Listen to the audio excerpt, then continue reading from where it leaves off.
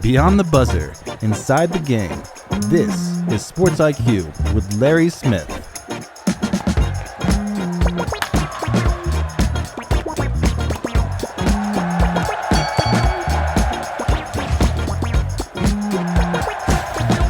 Hey, it's a great Thursday. Glad you're with us here on the Sports IQ. I'm Larry Smith. We've got another great show for you coming up.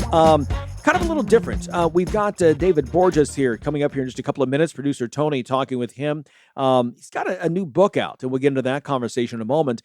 And we promised earlier this week, we actually talked about this a couple of weeks ago, that I had a former NFL player reach out about some issues he has from concussions and injuries he suffered during his career. A very candid conversation, and we'll play a part of that for you here in the back half of the show. I will tell you that he gets into some detail in terms of some of his injuries, and one in particular that was extremely painful, and playing through that, coming back early to get back on the field. Again, this back when he played back in the late 80s. So stick around for that. It's a different perspective that you don't always hear. And I think, again, kind of puts things in perspective as we're watching our heroes compete on Saturdays and Sundays in football, college, and pro. Let's get to a couple of headlines right now, and starting in the NBA. If anyone doubts if Steph Curry still has anything left in the tank, watch last night's game against San Antonio. In 33 minutes of work, Curry put up 46 points. Now, he only shot 5 of 16 from deep, 5 boards, 5 assists, 2 steals. Warriors rally for a 125-120 victory over San Antonio. The Warriors needed every one of those 46 points and 28 as well from Jimmy Butler to overcome not one, but 2 triple-doubles by the Spurs. Victor Wembanyama had 31 points, 14 rebounds, and 10 assists, his 4th career triple-double. Stephen Castle chipped in with 23 points, 10 boards, and 10 assists. 2 triple-doubles on the same night with the same team. It's insane. San Antonio, by the way, first home loss of this season, and what a way to get it. Steph Curry negating both of them somehow. Is he the GOAT? No, but he's one of the GOATs. Let's give him that much. Curry's old running mate, Kevin Durant, busy down in Houston. KD, 23 points. Reed Shepherd, adding a season-high 21 off the bench. Houston coasting to a 135-112 win over Washington. The Wizards have now lost 10 in a row. It's possibly, the Thunder might actually be better this year than last. Shai Gilgeous-Alexander, 30 points, 9 assists in just 3 quarters, as Oklahoma City rolling past the Lakers, 121-92. Isaiah Joe with 21 points for the Thunder.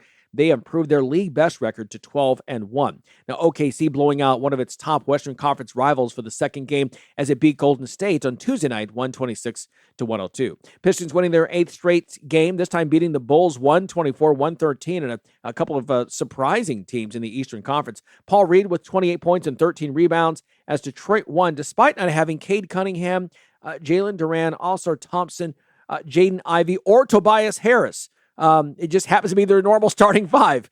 By the way, that's insane. But again, we'll see these two later. What a job Detroit has done after several years of kind of in purgatory. They're coming back now. Let's turn to college hoops. And on the women's front, Hannah Hidalgo setting a new Notre Dame record with 44 points. And get this, even better stat, 16 steals. Notre Dame getting the win, 85-58.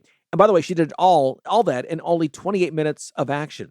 UConn a nice tune-up at the expense of Loyola of Chicago as they down the Ramblers 85-31. Sarah Strong and KK Arnold each with 11 points. Men's side now. Tonight it's a really good one. Purdue, number 2 in the country, taking on 8th-ranked Alabama, a rematch of last year's game at Mackey Arena. Meanwhile, Indiana got 24 points from Lamar Wilkerson, 21 from Tatum Conaway to overpower Wisconsin, Milwaukee, 101-70. It was a Hoosiers' second straight game scoring over 100 points. They have not done that since 2016. J.P. Estrella scoring a career-high 23 points along with 10 rebounds off the bench to lead number 20 Tennessee to the 99-66 victory over the North Florida Ospreys. Love that nickname. Kingston Fleming's 19 points, 9 assists. Emmanuel Sharp, 19 points. Top-ranked Houston just rolling past Oakland, the Golden Grizzlies, 78-45. Tell you what, Oakland, one of those mid-major, lower-major teams, but so well coached. 33-point win is very impressive for Houston over that program.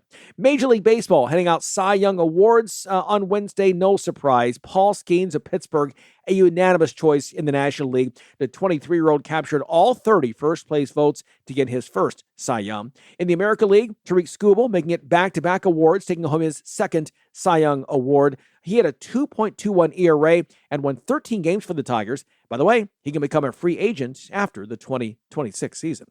Okay, producer Tony is with our first guest.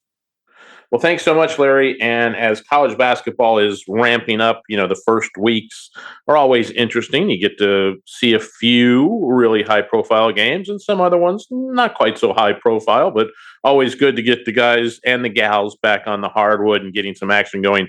Joined now by David Borges. He is the UConn men's beat writer for Hearst Connecticut Media. Thank you so much for joining us, David. Really appreciate it. Good to be here. No problem. David, talk about a little bit about this Connecticut team, this version, how it was built. How did you think Dan Hurley and his staff did putting together this roster for this coming season?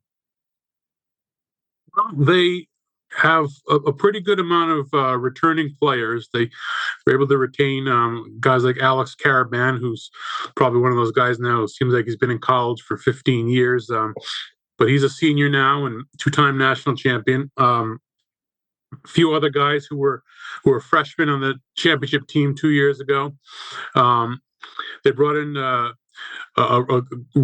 two McDonald's All-American freshmen, one of whom is out injured right now, but both of whom should help out quite a bit this year. They got the guy who was the backup center last year is now the starting center, and I think Terrace Reed Jr. I think he'll be one of the best players in the country. And then really what they did is the one area of weakness last year was point guard, and one of the guys who was played injured almost all last year, he graduated. Another kid transferred. So the biggest goal in the portal this year was to get a couple of point guards, and they've done that with a guy named Silas Damari Jr. From Georgia, double figure score down there. He's a junior now, and then a kid named Malachi Smith from Dayton, who it looks like he's going to be a really that backup point guard, defensive energy off the bench type of guy. So they filled in their two real needs with a couple of point guards out of the portal, and they got some real good freshmen coming in as well. And you've seen them for a couple of games. The season is, like I said, just beginning at this point. How does the team look on the floor? How's the cohesion? How are things kind of evolving for this team early on? Their first game, they played the University of New Haven, which, if you haven't heard of them, it's understandable because they're in their first year as a D1 program. And quite honestly, UConn didn't look great. They ended up winning the game by about 24 points, but they let this team that was a Division II program last year kind of drive to the hole pretty consistently, and the defense wasn't great, and UConn's own shooting wasn't great. Dan Hurley was very upset about that performance. Their last two games against UMass Lowell, again, not exactly a high caliber opponent, and then against Columbia, not one of the stronger teams in the Ivy, but UConn really looked good in both games. They dominated pretty much from the opening tap, played better defensively, shot better. And Terrace Reed Jr., the center who I mentioned, returned for the UMass Lowell game, and he makes such a difference because he's a guy they can dump it down low to, and then that frees things up out in the perimeter as well. So they've looked really good these last two games, and I think they're going to be a very good team this season. Well, now this little stretch here coming up in November is going to be quite interesting. You got BYU coming up this weekend. You've got Illinois at the back end of that towards the end on Thanksgiving weekend in Madison Square Garden, plus Arizona just a couple of days after BYU. Kind of a good measuring stick. Is that what Dan likes to do? Get some of those big non-conference games, kind of get this team used to what it's going to feel like come March when the tournament rolls around a little bit? I think they definitely wanted a tougher schedule this year. I think part of it is because the Big East isn't quite as powerful as it used to be, and it's kind of showing that right now. Let's not forget in December that they go to Kansas. Then a week later, they play the defending national champion Florida in the Garden. And then they got 3 days after that, they host Texas, which may not be exactly a vintage Texas team, but it's still a very good team. So that's 6 games against, 5 of them top 25 teams right now, and 6 really high level, Power 4 opponents. So yeah, it's going to be, this next month is going to tell a lot about UConn, and quite frankly, probably more. I don't mean to diss the Big East too much, but probably more than what the Big East is going to tell about them in the ensuing months after that. But we're seeing a lot of teams out there kind of scheduling games like this from bigger conferences. Illinois' got some really rough games coming up for the next few weeks. A bunch of teams are scheduling, North Carolina, Duke. Everybody seems to want to get those games. Is that to try to build that really good resume for the March? You've covered college basketball. Is that a change now? You want to build that really strong resume because the committee is looking more at strength of schedule, do you think? The blueprint now, which UConn has followed for several years now, and as well as other schools, and I think more schools are picking up on it, is you want to play 5 or 6 really tough non-conference games against high-level opponents, hopefully win them, but at least represent in those games. And then the rest of the non-conference, unfortunately, is kind of like the 250 Ken Palmer lower type bye games. And what happens is that, and it's great that we get these high level matchups in November, December, but what ends up happening is the teams in the middle, the mid majors that are good, like the Vermonts and the Yale here in Connecticut. Yale's a good Ivy League team. They get frozen out and they don't get to play any really. I mean, Yale does play at Alabama this year, but there's not as many of those chances for those teams. So it kind of stinks for them, sort of those good mid majors. But it's that's kind of the plan. They want to get these 5 or 6 really good games, then 5 or 6 games against teams that they know that they can beat, and they need to beat them by like 30 or 40 because the blowouts help them with the net rankings and things like that. So that's sort of the blueprint now, and it's good for fans because, like I said, it does get a lot of good matchups in the early season. You've written a book about Connecticut and Dan Hurley. Tell us a little bit about the book, what it's about, how the idea came about, and what you learned in writing that book. Well, it's called Hurley's Heroes, UConn's Return to College Basketball's Elite. And essentially, it's about the Dan Hurley years here at UConn. Originally, I obviously cover the team. I'm there for every game. I've been there for every game for the past 7-8 years, and before that too. So my plan was to they had won their second national championship in a row. Going into last year, the quest for a three-peat, I figured would make a great book. Whether they ended up winning a third straight or even if they fell short, I figured it would be a really great story. And that was the original thought. Ultimately, the idea was just simply to kind of encapsulate the 7.5 years, so whatever you want to say, of Dan Hurley at UConn. And but I think the main emphasis was the 2 championship years, and then last year's incredibly up and down, emotional, exasperating, ultimately unsuccessful quest for a three-peat.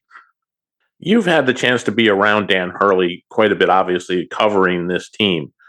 What makes him such a good coach? I mean, not a lot of guys can win back-to-back championships, especially in this era of college basketball, with the portal, with NIL, with all the other things going on. It's harder than ever to build a consistent winner.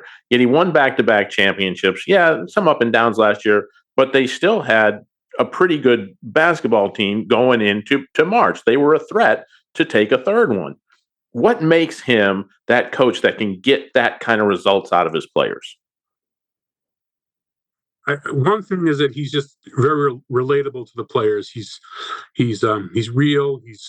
He's young enough where he kind of gets it. He's got street smarts. He's got book smarts. He's a very intelligent guy. He coaches. There's a lot of lip service to coaches how much they love their guys, but you really can sense it with him, and they sense it with him too. They sense a realness to him, I think, when they first meet him, when they first get recruited by him. The other thing too, he's got this blueprint, which I can't. It's stunning to me that more programs don't kind of follow this, but they're not out there. They've started fishing in deeper waters recently. They made a real good stab at Cooper Flagg a couple of years ago, and they were down to the final two along with Duke. But by and large, they're not looking for guys who are kind of looking for the big NIL payout, because they're not necessarily. I mean, UConn's got money, NIL money, but they're not really wanting to allocate a lot of to one particular guy.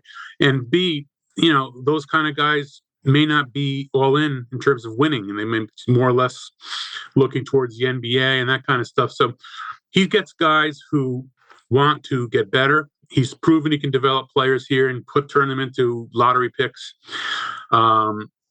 So it's all about getting the right guys and the right mix of guys, and good guys, good players, obviously, maybe not the greatest players, but very good players, and get it all and mix it all together. And I don't know why more programs don't do that. I don't know why it seems like these programs, some of them just want the shiny new object, and it's nice, but maybe that player his heart isn't necessarily into the college basketball thing. So he's got a system down, and it's working pretty well. And we've seen that one and done model. Duke has a number of those players. We've seen it at Kentucky a lot with Calipari when he was there, a couple other programs. And there are other programs that, like you said, develop players, bring in that culture. Tell me about that culture at UConn and what sets that culture apart from other programs. Well, again, I think it's just how bluntly honest they are with players, how when they're recruiting them, they'll tell them, look, we can't maybe give you as much money as these other programs can, but you'll get a nice payout, but you'll also develop. They've turned guys who are these recruits they get, by and large, are guys kind of ranked maybe in the top 25 to 50 area in terms of like the recruiting rankings, and they've turned those guys into lottery picks. James Bouknight, Jordan Hawkins. They've turned 3-star recruits like Tyrese Martin into a veteran NBA player now, a second-round draft pick. And obviously they've had lottery picks too, who were big recruits. But Steph Castle came in as a freshman, one and done, and now he's the NBA Rookie of the Year. And so they have the proof in the pudding, the history of developing guys, making them better, getting them to the NBA, which is the ultimate goal for all these kids, obviously. And I think they're getting the kids that they're honest with them. They'll tell them where they are. He'll say, I think you probably will need a couple of years here. I don't know if you're one and done, or maybe they'll tell him he's one and done. But their honesty, they're upfront, and he's going to work them hard, and they do work hard. He works them real hard, and I think the players who are into that tend to be winning players, and that's who they're getting. If you were looking for a couple of things over this next 4 or 5 week stretch, what do you want to see from UConn to know that this is going to be a very successful UConn team? What are you looking for them to do over these next few weeks? I think the biggest key this whole season really has been, can they play defense better than they certainly did last year? And like I said, in that first game against New Haven, there were some defensive lapses that were concerning. Since then, it's been pretty good, borderline very good on the defensive end. So for them, it's now that they're playing the better competition, it's about, can they guard the perimeter better? Can they keep teams from driving the lane? Can they guard the 3-point line? And then, of course, the point guards who I mentioned before, they are new to the program, so we'll see how they're going to have to continue to mesh with the team. And sometimes it takes a little bit, sometimes it's a bit of a process. So you're certainly looking at that, and then. But I do think that and then they got to get healthy. I mentioned the McDonald's All-American freshman Braylon Mullins has not played yet. When he does, he'll probably be a starter. He's a dynamic shooter and athlete. So when he gets back, that's going to make him even stronger. If they can stay healthy, which they have been going into March each of the last several years, they're going to be good. But right now, like I said, defense, point guard play, and return to a whole unit when they get some of their injured guys back. David Borges, thank you so much for joining us. Tell us where we can find your book. We want to get some insight into that Connecticut program and Dan Hurley's building of these championship teams. Yeah, well, it's available online at Amazon and BarnesandNoble.com and other online sources, and then it's in the old brick and mortar buildings as well, the Barnes and Noble and bookstores. Certainly around Connecticut. So yeah, you can find it in those places, and if you want to get a good view into the Dan Hurley years at UConn, hopefully you'll pick up a copy. Appreciate it, David. Thank you so much for taking time out of your day and joining us to talk about the Connecticut men's basketball team. Really appreciate it. My pleasure. Thanks a lot. David Borges, he is the Connecticut men's basketball beat writer for Hearst Connecticut Media. Thank you so much, and we'll be right back on Sports IQ after a quick timeout. How would you like to get high-speed internet for your home for less than $2 a day? That's right. For about $50 a month, you'll get lightning-fast internet. Are you paying less than $50 a month right now for your internet? Then call Whole Home Connect right now for blazing fast internet at $50 a month with no price increases, no hidden fees, no contracts, no upfront costs, no equipment fees. It's a great deal. And guess what? You can try it for 15 days. If you don't like it, you get your money back. But you're gonna love it, and you're gonna love the price. Internet for your home for $50 a month. That's less than $2 a day. Plus, no contracts, no upfront costs, no equipment fees, and our 15-day guarantee. Call now. 800-215-0341. 800-215-0341. 800-215-0341. That's 800-215-0341. You're listening to Sports IQ with Larry Smith. Some other stories that caught our eye here on this Thursday. College football, Michigan State put on a 3-year probation and will have to vacate 14 wins for recruiting violations that were committed by coaches during Mel Tucker's tenure. Those victories include all 5 wins from 2024 under first-year coach Jonathan Smith, all this according to ESPN. Michigan State also having to pay a $30,000 fine plus 1.5% of the football program's budget in 2024. That number reported here on CBS Sports is $58.6 million. If my math is right, 1.5% means an additional penalty of $879,000. So about $900,000 is what they're going to have to pay for all of this. Mel Tucker, you may recall, was fired for cause in 2023 for some unrelated sexual harassment charges.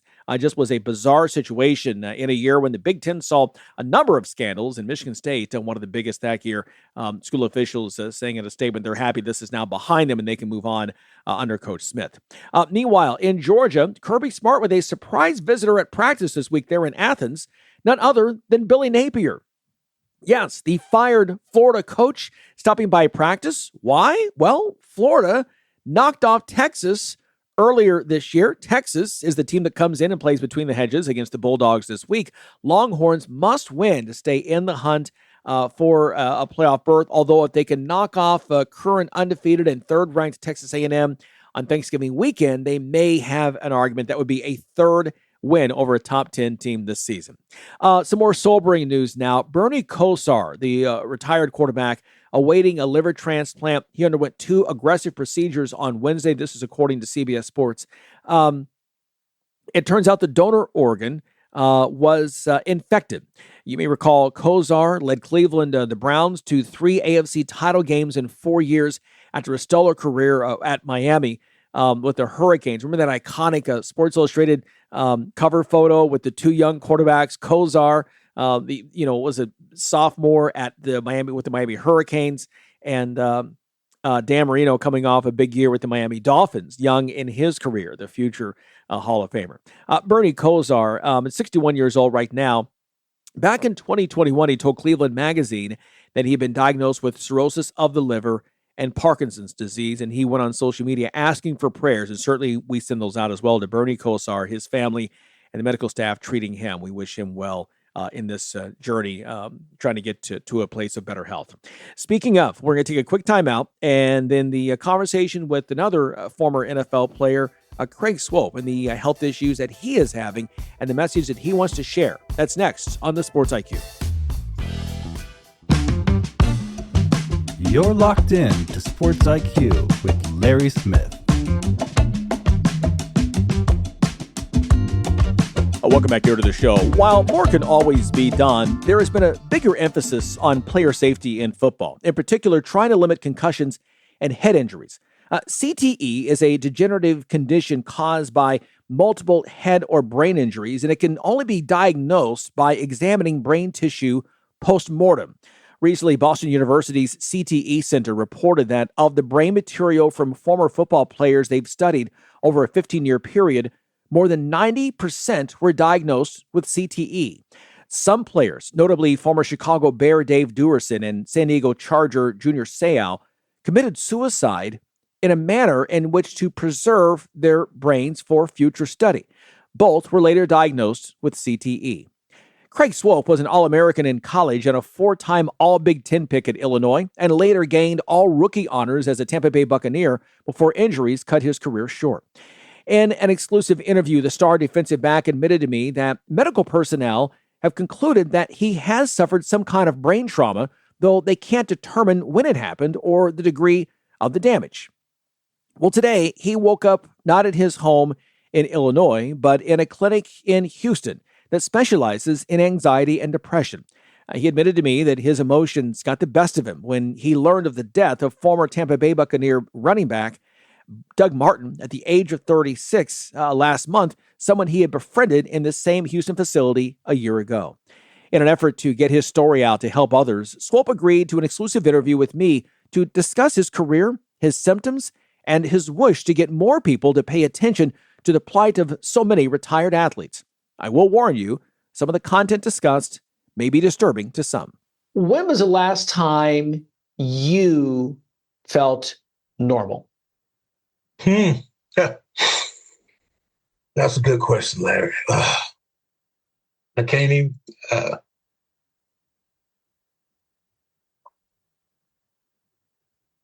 my 40s, when I was maybe my early 40s, probably.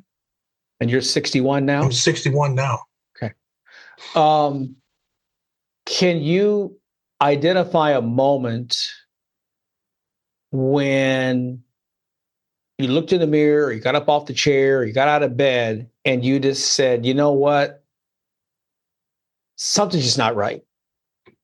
Yes. You know when that moment was that you identified that and how old you were, when it happened, where you were? Probably 2012, when I first noticed. About 2012, yeah, that was about a year after my mom passed. Yeah. Okay. Yeah, I got up and I was like, and I started noticing. I'm like, man, something ain't right. And you kind of not, you kind of think that, then you don't pay any attention, and you say, okay, maybe it's just something I'm going through, or maybe I'm just, I don't know if I'm getting, overthinking or not. But I think back and I think back and look back, that was really the first time I really felt something, about 2012, that I felt different. Yeah. Yeah. Do you recall what it was you felt? Was it physical? Was it emotional? Was it mental? Emotional? Yes. I was dealing with, was getting headaches then. I was having an issue with headaches. It was depression. It was sad. I was feeling bad about it because we were always taught to fight on and no gain, no pain. And so I felt bad. And then and that's when I got some help. About a few years after that, I called the NFL and I sought help then. And I think it was 2015. I first went to one of the facilities. I went to a facility in Michigan. The diagnosis was deep depression, anxiety, and anger issue that I had. I was dealing with some headache. And at the same time, I was also having a lot of problems with my hips and my back. And after that, I ended up having surgeries. I ended up having surgeries on my back and both hips replaced. But they let me, I was out of there. And I went home with a bag full of pills that was on a bunch of medication. Okay. At that time. And I got, because when I left, I was on a daily basis. I was probably taking 12, 13 different medications. Some for pain, some dealing with the concussion. Dealing with anxiety and dealing with depression. Yes. Okay. Did you feel all that helped? The anxiety and the depression, it never really, I never really got, it never did really solve the issue because I still was dealing with it. You know, I'm thinking I was doing better. Then I would have an episode when something would happen. And then I kind of denied it for a while and just got tired of it. And I was alone at that time because of just going through that. And my mom had just passed. I was in a dark place, deep place, bad place. Do you feel when one of these bouts is coming on? Are you aware of that? Are you aware of it happening? Or you have to Angie tell you, hey, listen, hold up. Sometimes she would have to tell me because sometimes I would be in denial. I wouldn't realize it, that I'm screaming and I'm, loud and screaming and yelling in the anger. And she would tell me about it and I'd be like, man, I felt so bad because I really didn't mean to, but she would tell me these things and I'd be like, man, that's bad, That's not right, because she don't deserve that. She didn't deserve that. Yeah, she don't deserve that. Let's go back to college and tell me what playing for Illinois felt like, because you had such stardom from the very beginning. What was that rush? What was that adrenaline rush, that energy, that emotion like? It was great. It was, I was talking to somebody that said they hadn't been to a bowl game about 20 years. They hadn't had an All-American since Dick Buckus in '64, the year I was born. And so I felt great. I led all freshmen. My freshman year in interception was 6, my freshman year. It was just a great time. It was great to be in Illinois. I felt like I was part of a tradition that we started, a tradition of winning again. And we were doing good at that time and had some great years. And it was just a great energy. I mean, the town, the fans, the students, everybody was just, it was just great time. One of the best times of my life. Yeah. I mean, I think back that it felt like success for you came so quickly and effortlessly that when I think of Craig Swoope in 1983, I think of somebody who probably felt he was invincible. Is that accurate? Yeah, I felt that way. In a sense, I did. I felt like I was on top of the world. I had so much going for me. Had a lot of great things. A lot of great things was happening. It was a good time in my life, and I felt invincible. I really did. Yeah. You go to the Bucks. You're drafted. First year is going great, and then the injuries. How do you cope with that letdown? How did you handle then the emotion of all of a sudden you're not invincible? Yeah, you realize, and that's a great question. You realize that you're not invincible once you get in the NFL. Injuries happen. It's a more physical game, and the injuries can cause your career, go from starting to now you're backing up, and then eventually not in the league. And so it's really important, and I used to talk to guys, it's really important that you take care of your body. And I probably could have did a better job than that, although I was trying to do my best at the time. But it hits emotionally. It's a kind of a letdown. You kind of feel, now you don't feel so invincible. You feel like, well, damn, man, wow, I guess I'm not. You kind of go to question yourself and doubt yourself. You're like, wow, am I really invincible now? Or, because at one time you thought you would just, it wouldn't happen to me, or I never thought that. I thought I was going to play 10, 15 years. I really did. But the physicality of the game was totally different. And that something I had to adjust to. And that was one of the toughest things I had to adjust to, the physicality of the NFL. And I had I remember I went to have my ankle. I was getting shots in my ankle just to, at first, play in the game.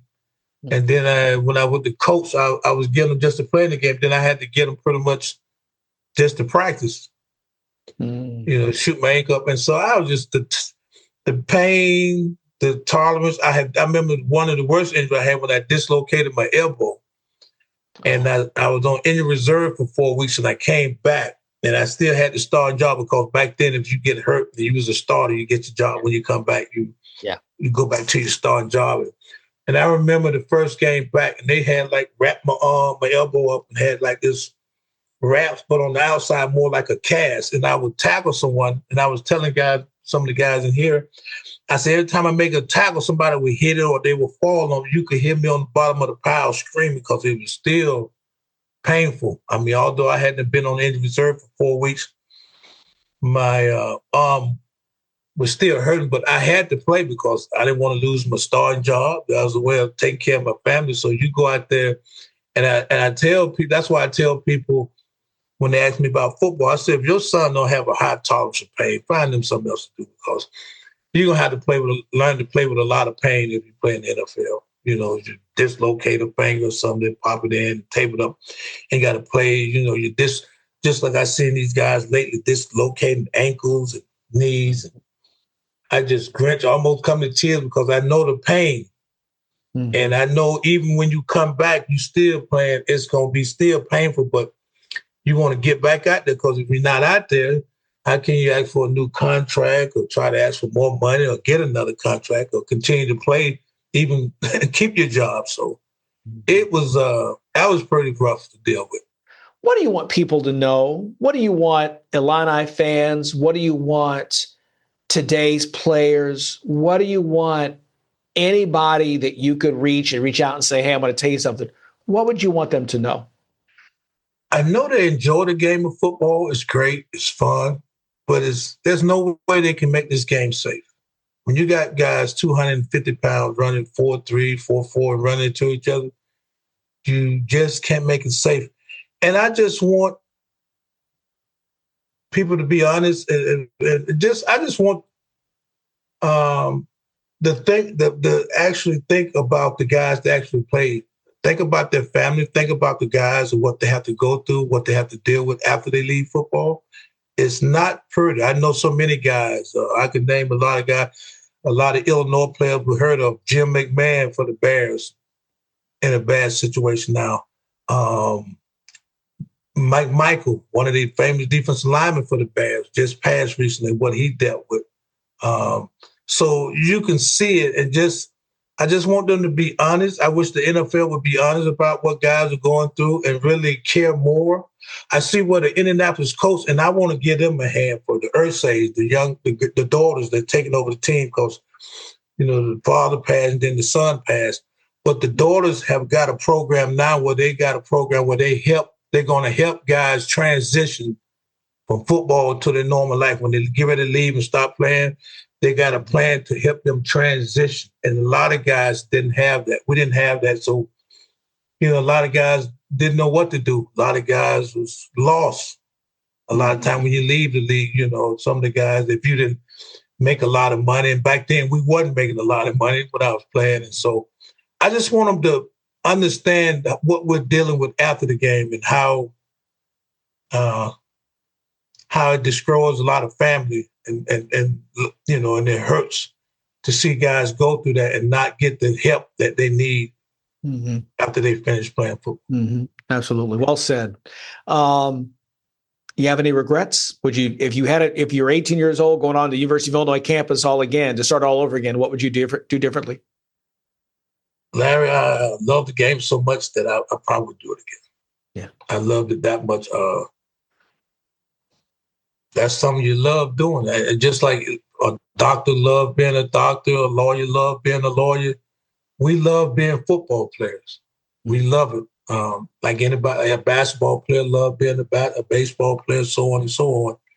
We love that game that much. We love the excitement. We love the excitement we bring to the fans to give them something to cheer about, to maybe ease their day or weekend or what they're going through. They get to come out and enjoy a game that they love. But after that, I wish they have a little bit more compassion about what we're going through and dealing with. The same guys they cheer on Sundays, have a little bit more compassion for their life after football, because a lot of guys are dealing with a lot of issues after football. Mm-hmm, mm-hmm. What motivates you every day? You've had the glory and the admiration. Now you have the love of your wife and your kids. You're here because you want to be better. What motivates you every day to get up and get moving? The things my parents instilled in me to never give up, to keep fighting no matter what. You don't ever give up, you know. I remember something my dad and my brother used to always say, and it's kind of, I don't know how people may take this, but he said, once you're dead for a long time. So you make the best and you get up, and as long as you can get up out that bed, give it your all. And you, because one day you won't be here. So to that day, just keep fighting, never stop fighting. Right. What's next for Craig Swoope? Just like I say, lad, we'll keep fighting.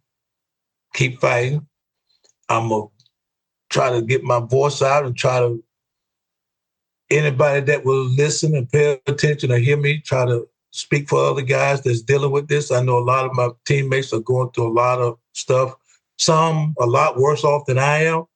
And I'm just keep speaking up for them, just keep fighting and just try to keep living, keep lifing and keep living. I love living, I love life, and I want, just try to be the best version of myself and just keep trying to be positive, trying to do right. I appreciate Craig Swoope's candor and his trust in me to open up and tell his story. Craig will be released from the facility next week and will return home to his wife, hoping the coping tools he gained during the stay will help him to feel more normal once again. We're back with more after this. Everything is expensive right now. Gas, food, you name it. You're spending more, you are making the same or less money. So, what do? You rack up credit card debt. That's what you do. It's not your fault. It's the economy. And guess what? If you rack up too much credit card debt like some of us, you can't pay your bills. Then the credit card companies, as nice as they are, start hounding you for money. Then you start your downward spiral.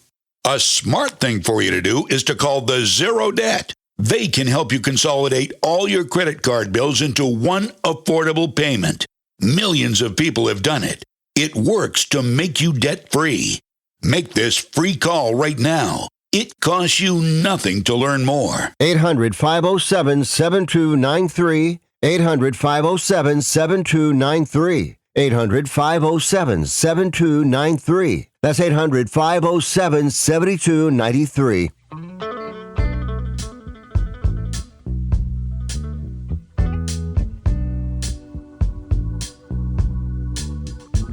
I'm glad you're still with us here, and producer Tony joining us. Tony, we go back a long way. Friends, co-workers, coming up on 32-year anniversary here in a couple of weeks. I thought I really appreciated what Craig said, the candor and the honesty of what he's been going through, not just right now, but this is the thing that's been really developing for about 20 years. And so, how frustrating for any of us as we get older, we can kind of sense where things don't work the way they used to. But this is on an accelerated level. Yeah, I mean, and it's so sad to hear those kind of stories from these players who have given their all to the game. And I really appreciate his candor when he said, look, it's what we do. It's what I love. Would I go back and change it? No. Yeah. It's who I am. It's who I am as a person. It's, what I love to do. But, his other candor, which was interesting to me, is like waiting on the league for help. Look, the NFL is a multi-billion-dollar affair. We all know that. There is no entity on this planet that's making more money right now than the National Football League. Yeah. So take some of those funds, take them out of these owners' pockets, and let's recycle that into helping the guys, because without those guys, you aren't making this money. Yeah. It's those guys putting their bodies on the line that help you make that money. So let's give back to them and help them so that they can live the rest of their days to the very best of their ability. Yeah, absolutely. And I thought it was interesting too. He played for Tampa to start with and then was released again, was injured, went to the Colts, started again was injured. And again, I think, total career was only 4 or 5 years, but most of that, at least half of that, was due to injuries. He talked about what's going on in Indianapolis with the Colts' new owners. Obviously the history, Bob Irsay moving the team from Baltimore to Indy back in the 80s. When he passed away, his son Jim took over. And he died recently. And then now I guess it's Jim's daughter's taking over. And he talked about, and it may be worth investigating further for us, that, the Irsay daughters, now the owners, putting a plan in place to help players transition.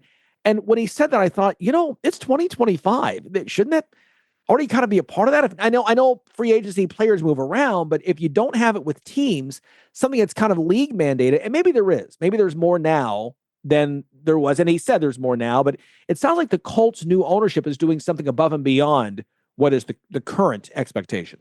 Yeah, and that's what you'd like to see the league get to. Like you said, players don't, the day of a player going to one team and staying one team their whole career is pretty much not going to happen anymore, right? Not with free agency, not the way things are set up. In the rare instance, it might, but for the vast majority, it's not. So that should be a league mandated program and a league program. They help these kids coming out of college. They set up workshops to talk about financially handling this windfall of money you're about to get. They set up workshops to help them deal with the media, to how to deal with their teammates, to how to deal with the travel and the fame of the league. Give them some help on the back end of how to deal with, once I've had all the money, once I've had all the fame, once I've laid my body on the line for 10, 12, 8 seasons, however many it is, then how do I make sure that I'm healthy enough to enjoy the rest of my life? Yeah. That's the part that's missing. Yeah, and I think something too, I think it could be, there's nothing easy about this, but I think one thing you could do is you've got 32 NFL cities. That's 32 locations where any retired player can go. So let's say you retire, you're great. And, for the first, 9 years of your retirement, there are no issues. But then you hit 40 and maybe this is happening or that is happening. There's no need to go, if you're living in LA, but you play the bulk of your career in Philadelphia, there's no need to go there. You can just go, listen, here's my NBA retired players card, still part of the union. Can I do X, Y, and Z? Maybe that happens already. Again, some things we can discuss as we move forward on our show to bring this to light. But I think that, and we talked earlier, we heard about the story of Bernie Kosar. I did not read that, or if I read it, I got lost in the shuffle with all the things coming out of COVID in 2021. I did not realize that he had developed Parkinson's and cirrhosis of the liver. And Bernie only 61, and to look at his picture, he could pass for older than that. Another player that had just a stellar career that's having some health issues now. Yeah, I mean, and it's sad to see how some of these guys end up. I'm, being a Buffalo Bills fan, followed the career of the guys who made it to the Super Bowls in the 90s. Darryl Talley had health issues. He had money issues, and some of the old Bills would help him out and, try to keep him going and those kind of things. And you should never see an athlete get to that point. Again, the league has set up all kinds of things for the beginning of their career. Set some stuff up for the after career and help them out. And it's, and I think a lot of guys are like Craig. They wouldn't trade it. They love the game that much. If you're an NFL fan, you love the game. You see these hits. You see them on the video replays. You see the crushing hits with the head and with the shoulder and bodies crunched and all that. And we know it's going to lead to things later in life. But it's not something we want to put in the forward of our consciousness. Yeah. We want to keep it there in the back recesses, but it's got to become forward. It's got to be what we think about. It's got to be what the league thinks about, so that these guys, like I said, can live their best life after all the bells and whistles, after all the cheers have died down. It's you and probably your wife and your kids and your family. And how do you enjoy those next 30 years? It's the money. Yes, you need to have money to live on. But the money isn't the only thing. You need to have the body mentally and physically that can enjoy your earnings from that time. Yeah, well said. Hopefully this can, conversations like this, people coming forward like this, hopefully this helps in getting that going. We should mention that it was several years ago, I think 2014, when the NFL did come to an agreement on the concussion issue, and they set up I think they funded it. I think the number I saw was initially $765 million. I don't know what's come from that since then. When you think about all the players who have gone through and played, a number of years, not just the guys with a year or two, but the guys who have played a few years, like Craig, 4 or 5 years, and some even longer, that doesn't seem like a really huge number when you get into some of the things. Now, again, we should say he's had 3 trips, the one to Michigan back years ago, these 2 to Houston in back-to-back years. That was all paid for by the NFL. So this help is NFL sanctioned and paid for, and so we're grateful for that. But yeah, maybe again, a conversation needs to continue to happen to make sure that we try to help these guys out. Great stuff there. And again, we appreciate Craig's time as well. Okay, our moment of awe is up next. Fans of big sports radio and sports spectacular podcasts have a new home on the Chief Sports Network. Find your favorite programs and content all in one place by downloading the Chief Sports app in your mobile device. Created in South Carolina, the Chief Sports Network is the home of an expanding network of live and podcast format programming. It is also the home of one of the leading national college football podcasts, JC and Morgan, hosted by ESPN's Mike Morgan and 24/7 Sports' JC Sherbert. Download the Chief Sports app for free and find all of your favorite programming under one easy umbrella. Thanks to all of our markets for your loyal support of Big Sports Radio and our Sports Spectacular podcast, and we look forward to connecting with you anywhere in the world on the Chief Sports app. Okay, time now for a moment of awe, and this was crazy. Grace College is an NAIA school. They beat Ohio Christian 172-91, 172, the most points ever scored by a women's college basketball team in any division. NCAA, D1, D2, D3, NAIA, doesn't matter. The previous record was 159 points, set by both Grambling and Oklahoma Baptist. By the way, their previous school record for Grace Christian was 118 points. They passed that at the end of the third quarter. Yeah, please, come on. 172 points in a single college basketball game. Grace College, I should say, truly the moment of awe. Thanks to our guest, David Borges, stopping by. Thanks again to Craig Swoope and his time. Thanks to you as well. Make it a great Thursday. We've got one more show this week. Tomorrow on Friday. We'll see you then. You're on the Sports IQ. Thanks for listening to Sports IQ with Larry Smith, Monday through Friday. Continue the conversation at Sports IQ LS. We'll see you next time.